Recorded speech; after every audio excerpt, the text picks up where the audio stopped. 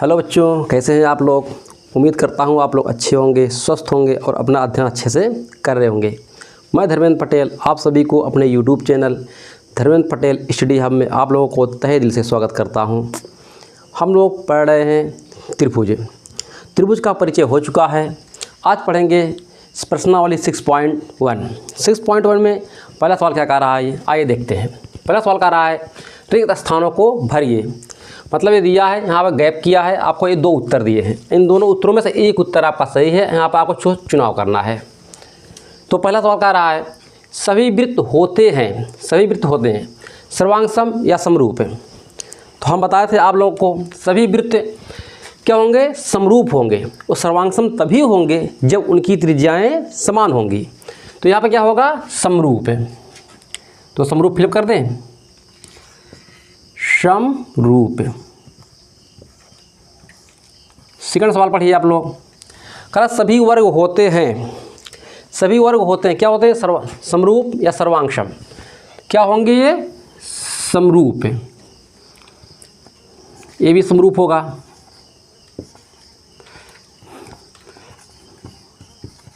समरूप है। सभी त्रिभुज समरूप होते हैं। कौन सा त्रिभुज समरूप होता है भैया, हमने लिखाया था ना, बोलो।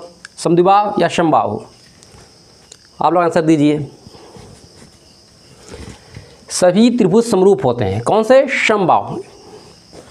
समबाहु त्रिभुज क्या होते हैं, समरूप होते हैं।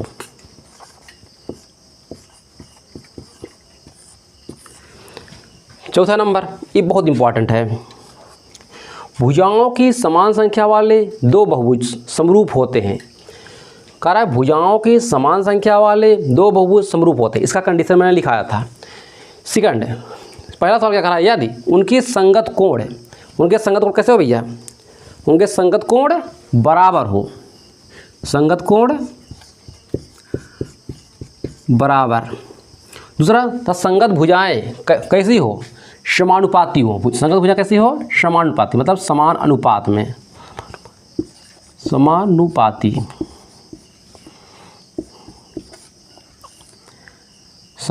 हो। ये बात पुनः आप लोग देख लीजिए। हमने बताया सर्वांगसम का मतलब होता है इसका आकार और माप एक जैसा। आकार और माप, जैसे मैं ले रहा हूँ त्रिभुज, ये मेरा फर्स्ट त्रिभुज है, ये हमारा सेकंड त्रिभुज है। अगर इसकी माप सेम देखने में लग रहे हैं, आकार 3 सेंटीमीटर 3 सेंटीमीटर 3 सेंटीमीटर है। इसका क्या है, 3 सेंटीमीटर, ये भी है 3 सेंटीमीटर 3 सेंटीमीटर। ये हमारा क्या होगा, सर्वांगसम होगा।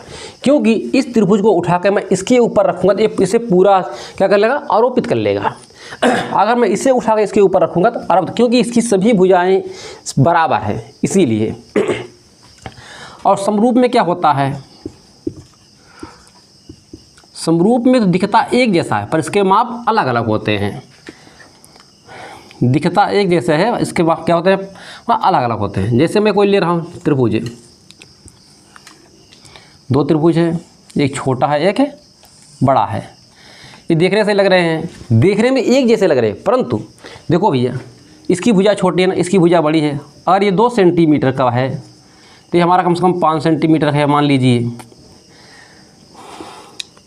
तो समझ में आया। अगर इसकी भुजाएं बराबर नहीं है तो ये क्या हो जाएगा, ये 3 है, ये 6 सेंटीमीटर हो जाएगा।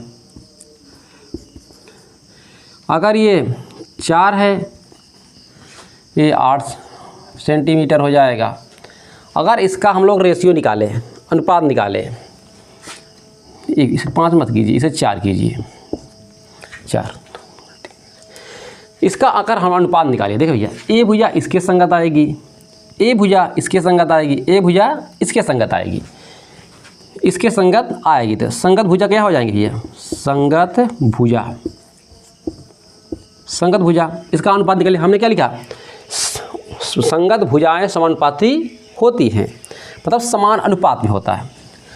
2 रेशियो 4, इस क्या आएगा 1/2, 3:6, इसका क्या आएगा 1/2, इसका 4 8 का संगत है 4:8, कितना आएगा 2। देखो इनके क्या अनुपात समान आ रहे हैं, देखो यहाँ भी 1/2 1/2 1/2, इसलिए क्या होंगे संगत भुजाएं बोलेंगे, ठीक है, समानुपाती होंगी। आप लोग 60 से लीजिए। क्वेश्चन नंबर 2 कह रहा है निम्नलिखित युग्मों के 2 भिन्न भिन्न उदाहरण दीजिए। 2 उदाहरण देना है और दोनों आपको अलग अलग देना है। पहला क्या कह रहा है समरूप आकृतियाँ।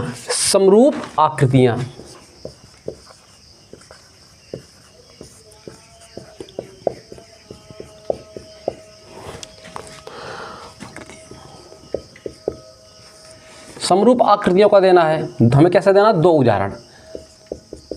एग्जाम्पल नंबर 1, समरूप मतलब समान रूप में दिखें, तो हम एक ले रहे हैं त्रिभुज, छोटा बड़ा कुछ भी हो पर देखने में कैसा लगे समरूप लगे। दूसरा क्या है समरूप है, ये पहला। दूसरा एग्जाम्पल हमें ले रहे हैं आयत,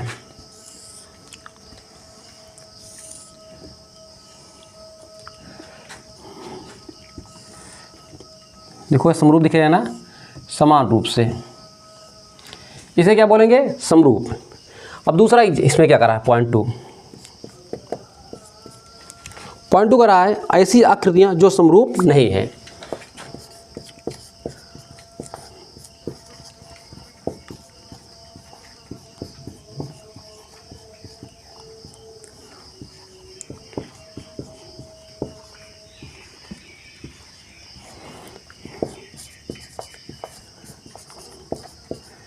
दूसरा कह रहा है ऐसी आकृतियां जो समरूप नहीं है, तो हम 2 उदाहरण लेंगे इसका। एग्जाम्पल नंबर 1 हम ले रहे हैं एक वर्ग, ये हमारा वर्ग है। दूसरा हमारा क्या है त्रिभुज है। देखो समान आकृति दिख रही है, नहीं दिख रही है। हम एक ले रहे हैं सर्किल,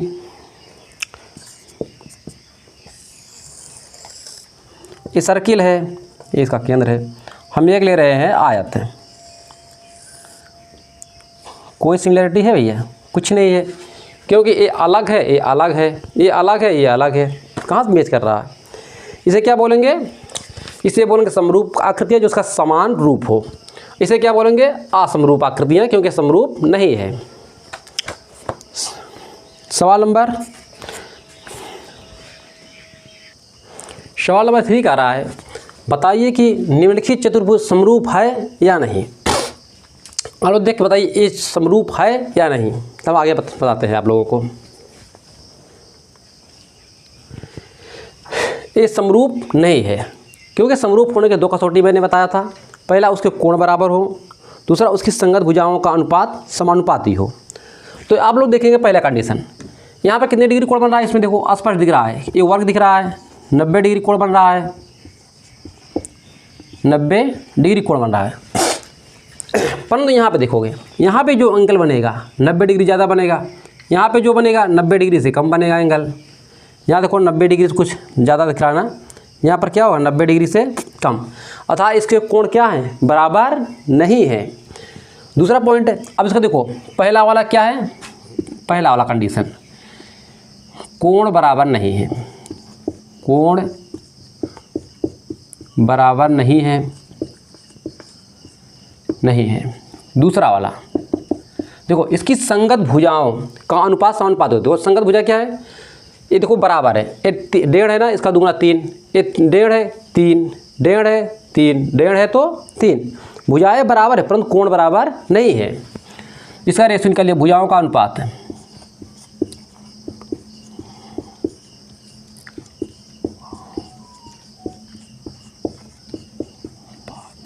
भुजाओं का अनुपात पहले P Q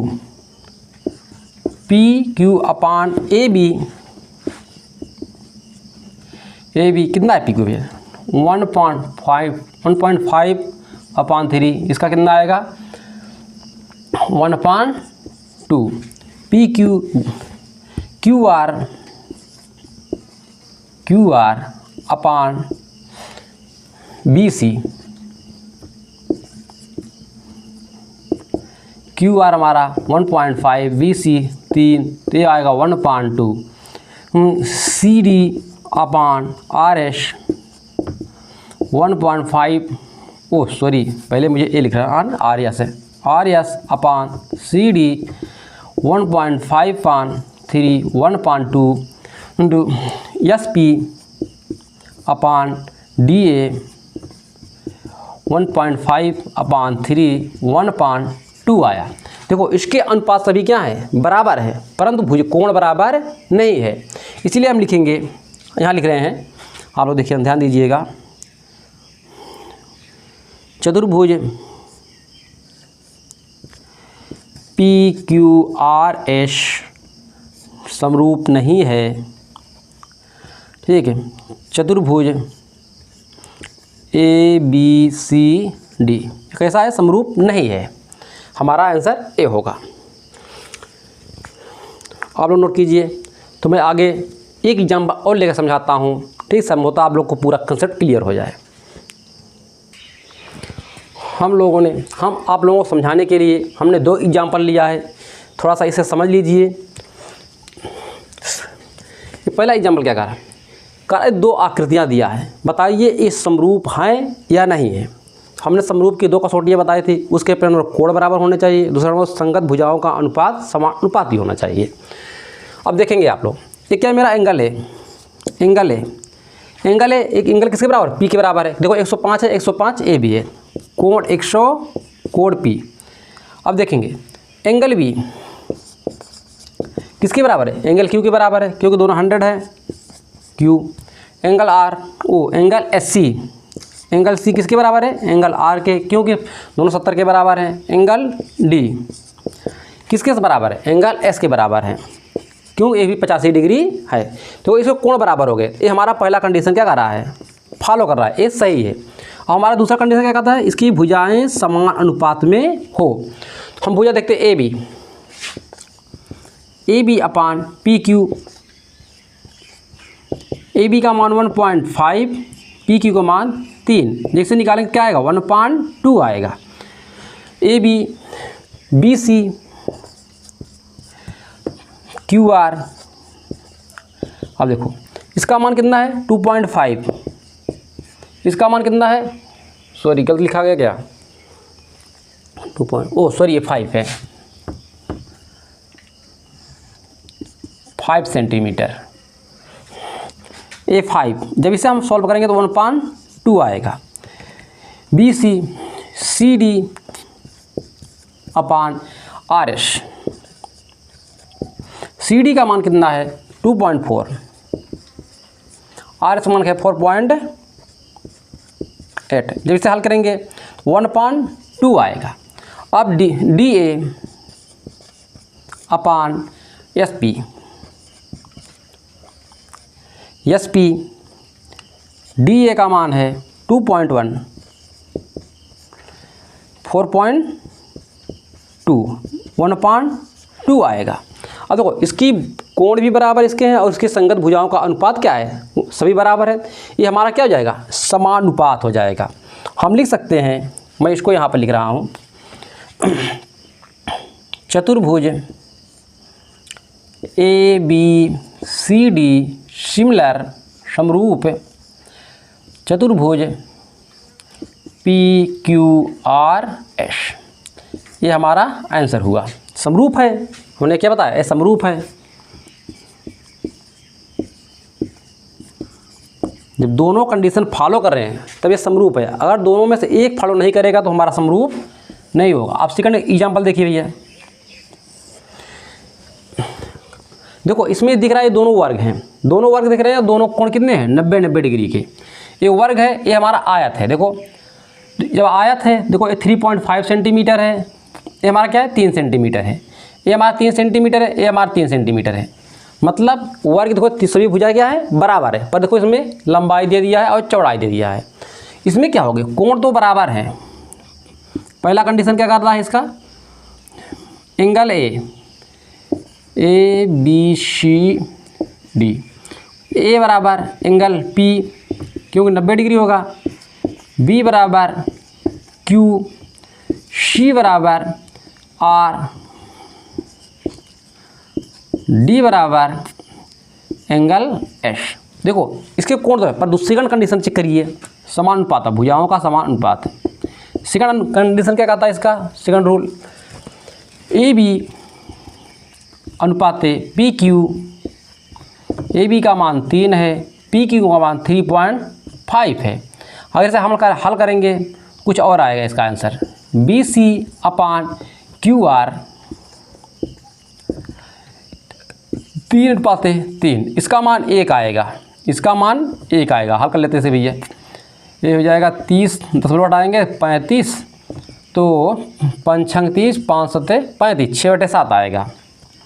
C D upon R S है, सी डी हमारा 3 है, आर एस 3.5 सेंटीमीटर है।